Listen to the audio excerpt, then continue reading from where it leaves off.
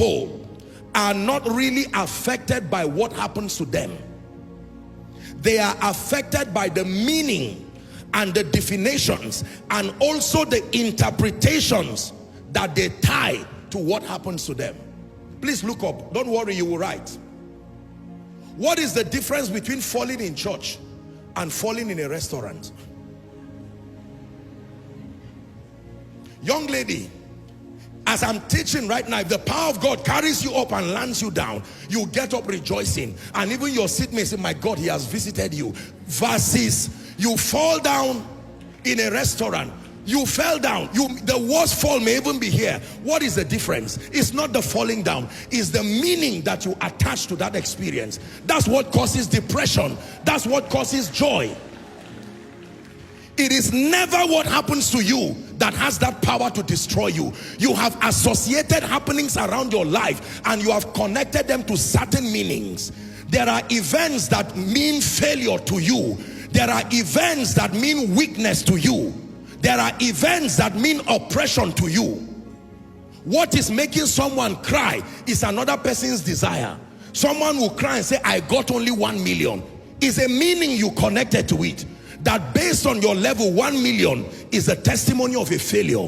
Whereas for someone, that 1 million, he would talk about it as though, he just got to heaven. What happens when you make a video and you have only 2 likes or 2 follows? Why do you cry? Abba, all of this, can you imagine? I suffered to preach this message and only 2 people. Are you sure it was only 2 people? What if the first click was a congregation listening to you? But you have, there is a meaning.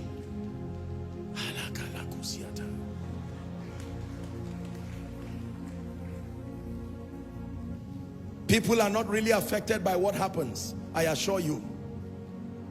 Why do you hate to let people know that your father, with all due respect, maybe is some person doing some menial job and you lie and call him your uncle? No, that's my uncle. My real father is abroad. Why are you telling that lie? It's not necessarily because you are a bad person. There is a meaning. You feel that when you reveal the true status of your father in that lowly estate, it may affect people's perception about your self-worth and you will lose your sense of significance. That means a secured believer is one who redefines the meaning that you have associated to many things and with many things in your life. Hallelujah. Are you learning? It is truly not what happens to you that destroys you. You just called me Joshua Selman, not Apostle Josh. Do you know who I am? What is the meaning of that? Perhaps, maybe from that culture, they feel it's okay to just say Joshua Selman, and you are saying me. You will soon know now that God called me.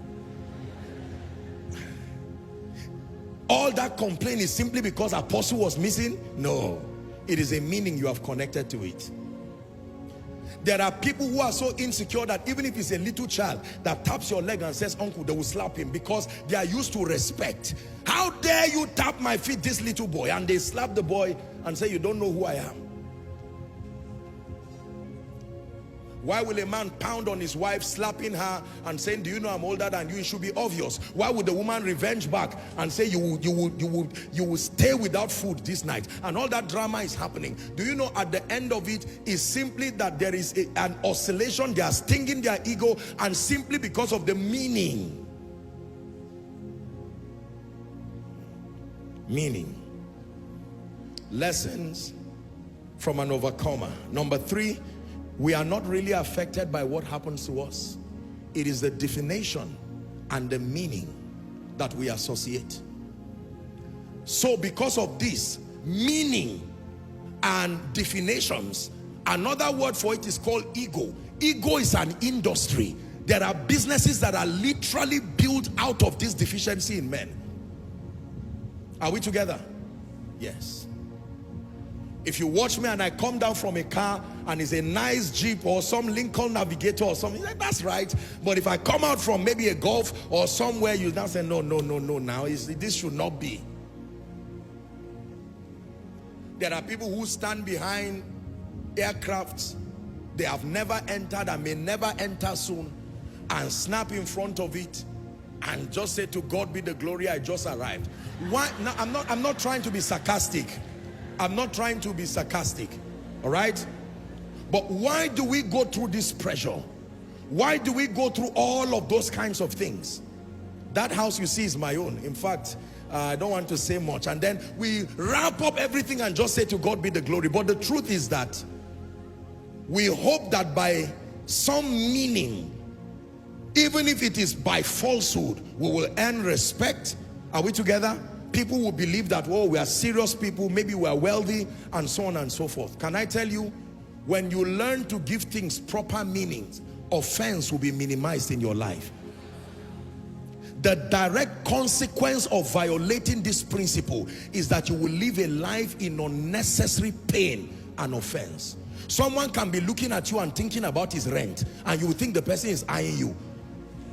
I've noticed that this person is eyeing me, and honestly, the person is just, you know, you can be looking at someone and you are not there. The person is thinking of what explanation you will give the landlord, and you are there misunderstanding the person and looking at the person through the lens of your insecurity.